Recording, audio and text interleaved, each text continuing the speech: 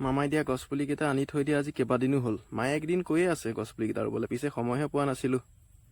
আজি ৰাতিপুৱাই আকৌ মনত পেলাই দিলে মায়ে গছপুলিকেইটা ৰুবলৈ। ৰুই বোলে ফটো আপলোড দিব লাগে। ময়ো ভাবিলোঁ আজি বতৰটো ভাল, পুলিকেইটা ৰুই দিয়াই ভাল হ'ব বুলি ওলালোঁ।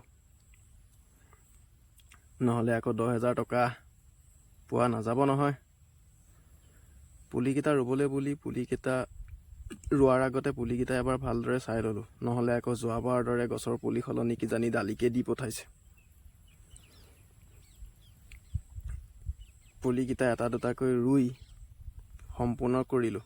ৰুই থাকোঁতে মাক ক'লোঁ, 10,000 টকাটো পুলিকেইটা দুহাতেৰে গবাই পোৱা হোৱাৰ পাছতহে চাগে পোৱা যাব নেকি।